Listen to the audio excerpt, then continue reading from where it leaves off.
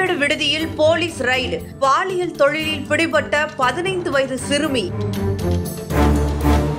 பின்னணியில் சினிமா பிரபலம். கைதான திமுக திருவள்ளூர் நிர்வாகி. நடந்தது என்ன? சென்னை கோயம்பேடு நூறடி சாலையில் உள்ள தங்கும் விடுதியில் கடந்த ஆகஸ்ட் மாதம் 22ஆம் தேதி விபச்சார தடுப்பு பிரிவு போலீசார் அதிரடியாக சோதனை நடத்தினர். அப்போது அங்குள்ள அறை ஒன்றில் வாடிக்கையாளர்களுக்கு பாலியல் தொழிலில் ஈடுபடுத்தப்பட்ட KK நகரைச் சேர்ந்த 9ஆம் வகுப்பு மாணவியை போலீசார் மீட்டனர். மேலும் மாணவியை விபச்சாரத்தில் ஈடுபடுத்தியதாக ஆந்திர மாநில துணை நடிகை நாகலட்சுமி, அஞ்சலி, கார்த்திக் குமார் உட்பட 3 பேரை போலீசார் கைது செய்தனர். மாணவியை விபச்சாரத்தில் தள்ளிய கொடுமை குறித்து போலீசார் தீவிர விசாரணை நடத்திய போது பல்வேறு திடுக்கிடும் தகவல்கள் வெளியானது.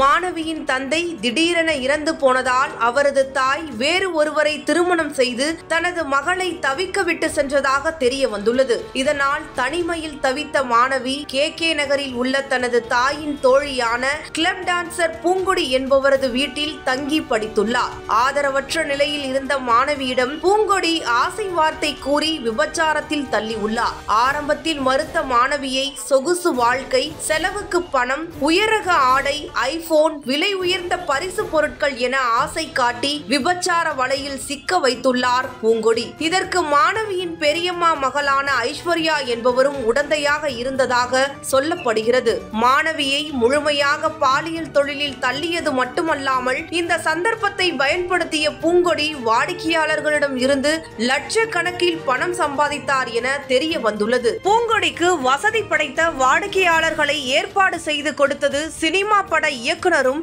காமெடி நடிகருமான பாரதி கண்ணன் என்பது தெரிய வந்துள்ளது. அவரிடம் கோயம்பேடு அனைத்து மகளிர் போலீசார் விசாரணை நடத்திய போது பாரதி கண்ணன் மாணவியை பலருக்கு விருந்தாக்கியது தெரிய வந்தது. பாரதி கண்ணன் மூலமாக வந்த நபர்களில் 40 வயதான திமுக திருவள்ளூர் மாவட்டம் உளுந்தை ஊராட்சி மன்ற முன்னாள் தலைவர் ரமேஷ் மற்றும் தனியார் கட்டட நிறுவனத்தில் பணிபுரியும் மகேந்திரன் கைது செய்யப்பட்டுள்ளனர். கைது செய்யப்பட்ட திமுக ரமேஷ் திருவள்ளூர் மாவட்ட திமுக இளைஞரணி நிர்வாகியாக இருப்பதாக காவல்துறை தரப்பில் தெரிவிக்கப்பட்டுள்ளது. இதனை அடுத்து கைதானவர்களின் செல்போன் எண்ணை வைத்து அவர்களுடன் தொடர்பில் இருந்த நபர்கள் பற்றிய விவரங்களை சேகரித்து வருகிறார்கள் காவல்துறை. பள்ளி மாணவி என்பதை அறிந்தும் அவருடன் பாலியலில் ஈடுபட்ட அனைவர் மீதும் கைது நடவடிக்கை எடுக்கப்படும் என போலீசார் கூறியுள்ளனர். பள்ளி மாணவியை பாலியல் தொழிலில் தள்ளி பலருக்கு விருந்தாக்கிய வழக்கில் ஒருபுறம் காமெடி நடிகர் பாரதி கண்ணன் கைதான நிலையில் மறுபுறம் திமுக நிர்வாகி ஈடுபட்டுள்ள சம்பவம் பொதுமக்களிடம் அச்சத்தை ஏற்படுத்தியுள்ளது.